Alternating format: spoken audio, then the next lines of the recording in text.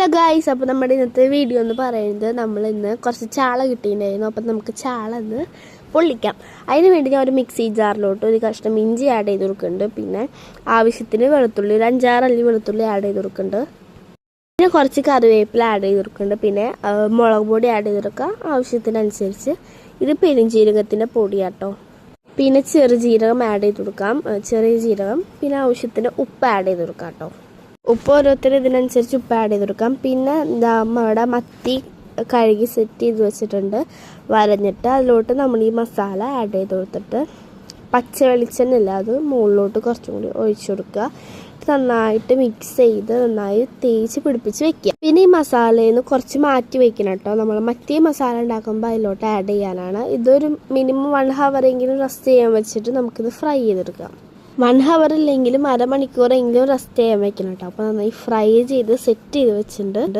ഇനി നമുക്കിതിൻ്റെ മസാല ഉണ്ടാക്കാം. അതിന് വേണ്ടിയിട്ട് ആ പാനിലോട്ട് തന്നെ കുറച്ച് ഓയിൽ ഒഴിച്ചിട്ട് ഞാൻ ഇഞ്ചിയും വെളുത്തുള്ളിയും കൂടി ജസ്റ്റ് ഒന്ന് സോട്ട് ചെയ്തെടുക്കുന്നുണ്ട്. നന്നായി മൂപ്പിച്ചെടുക്കണം കേട്ടോ. അതിൻ്റെ കളറൊക്കെ ചെറുതായിട്ടൊന്ന് ബ്രൗൺ കളറാകുമ്പോൾ നമുക്കതിലോട്ട് പച്ചമുളക് ചെറുതായിട്ട് ചോപ്പ് ചെയ്തിട്ട് കൊടുക്കാം. പിന്നെ കുറച്ച് കറിവേപ്പിലയും നന്നായിട്ട് അതൊക്കെ ഒന്ന് മൂത്ത് വരുമ്പോൾ സവാള ആഡ് ചെയ്ത് കൊടുക്കണം.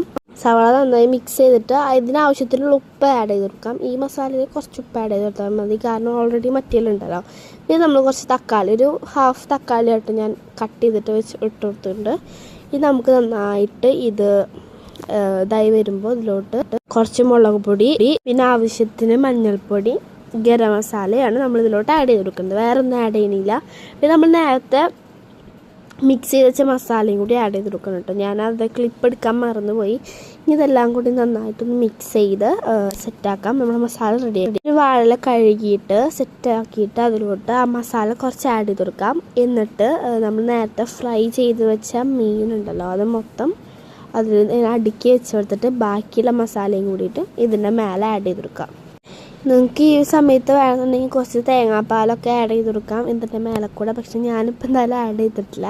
നമുക്കിത് കെട്ടിയിട്ട് വേറൊരു പാനിൽ കുറച്ച് ഓയിലോ വെളിച്ചെണ്ണ എന്തെങ്കിലും ഒഴിച്ചിട്ട് നമുക്കിത് ജസ്റ്റ് ഒന്ന് വാട്ടിയെടുക്കാം. അപ്പോൾ നമ്മുടെ സംഭവം ഇവിടെ സെറ്റായിട്ട് അടിപൊളി ടേസ്റ്റ് ആയിരുന്നു. മസ്റ്റ് ട്രൈ ആയിട്ടുള്ള ഐറ്റം കേട്ടോ. അപ്പോൾ നിങ്ങൾക്ക് വീഡിയോ ഇഷ്ടപ്പെട്ടാൽ ലൈക്ക് ചെയ്യുക, കമൻറ്റ് ചെയ്യുക, സബ്സ്ക്രൈബ് ചെയ്യുക. നെക്സ്റ്റ് വീഡിയോ കാണാം. ടാറ്റാ.